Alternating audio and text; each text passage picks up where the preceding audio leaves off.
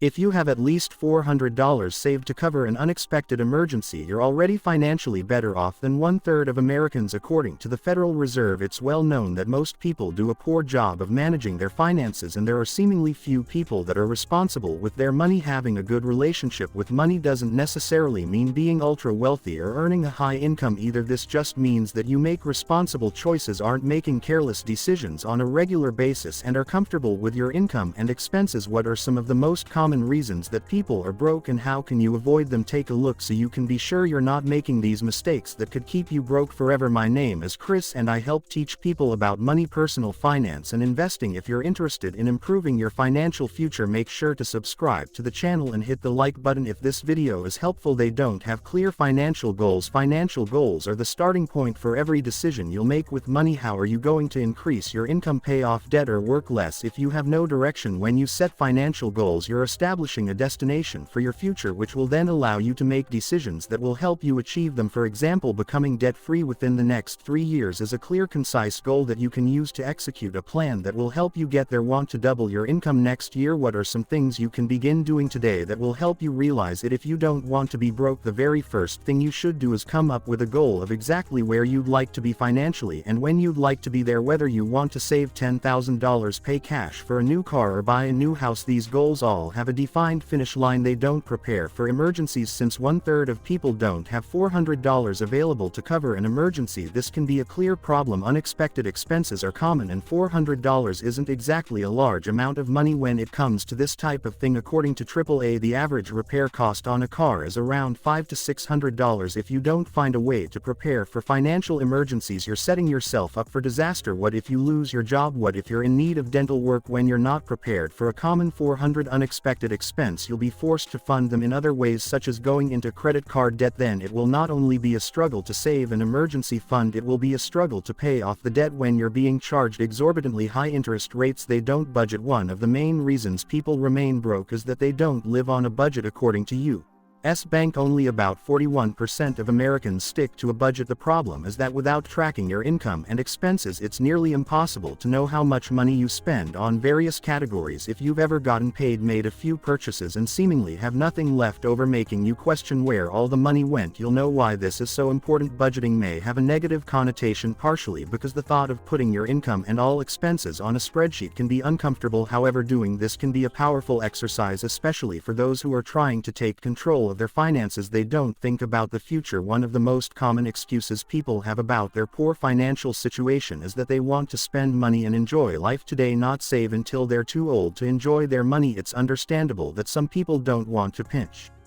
every penny until their 50s, 60s, or even 70s. It really doesn't make sense to sacrifice your younger years planning for a potentially lavish retirement. However, it's important to strike the right balance of thinking ahead and having a good time presently. You want to invest for your future while making smart decisions that will also allow you to enjoy your life while you're young. Most people would agree that the right balance would include making decisions that will benefit you in the future and spending money that allows you to have fun now. They have expensive habits. Rich people aren't the only ones that have expensive habits. There are many expensive habits that poor people have, which is one thing keeping them from getting ahead. Smoking is just one example of an expensive habit that costs more money than people realize. If a smoker is smoking 1 pack of cigarettes per day at $7 per pack, that's over $200 per month. Now, how many smokers would claim that they're not able to invest $200 per month for their future because they don't have enough money? Another expensive habit is eating out regularly. This isn't just grabbing a bite out a few times per month. This is eating out on a regular basis, sometimes more than eating at home. People think nothing of spending $50 on a meal out, but then turn around and claim that they have no money. $50 here and there isn't a big deal, but if you're living paycheck to paycheck, avoiding an expense like this on a regular basis, say 2, 3, or 4 times per week, can make a difference. They have bad debt. Not all debt is created equal. There are generally 2 forms of debt: good debt, which is money you borrow that helps you make money. This would be something like a mortgage on a rental property. Second, there's bad debt, which is what most commonly comes to mind. This is money borrowed to to purchase depreciating assets. These are things like cars, clothes, vacations, and most items that are bought with credit cards. When using bad debt, not only are you being charged interest instead of earning it, the items are depreciating and have little to no residual value. Furthermore, debt allows people to make purchases they can't afford and don't have the money for. For example, someone wants to purchase a new car, so they choose to finance it because they can't afford to pay cash. They're now paying interest to the lender. The car is depreciating at a rapid rate and it was out of their budget in the first place, meaning it's too much car for them. As the saying goes, rich people earn interest, poor people pay it. They spend money to impress people. As Dave Ramsey says, most people buy things they don't need with money they don't have to impress people they don't like. He goes on to say, nothing will make you go broke faster than trying to impress others. As silly as this sounds, this thinking and behavior is common and it happens all the time. Many people make purchases to show off to others because they feel like if they look rich, those people will be envious and impressed by their success. The thing is, you might feel a sense of satisfaction when making a large purchase to look good, but that feeling will be short-lived. That purchase can set you back for the long term. Long after that initial impression to those people, this is a losing battle, and the financial setback for this false sense of fulfillment usually isn't worth it. They don't pay themselves first. Aside from making responsible spending decisions, paying yourself first is one of the easiest ways to improve your finances that most poor people don't do. When trying to get ahead, it's important to understand that it's nearly impossible to build wealth by saving money alone. You need to consistently put your money to work over a long period of time. Taking a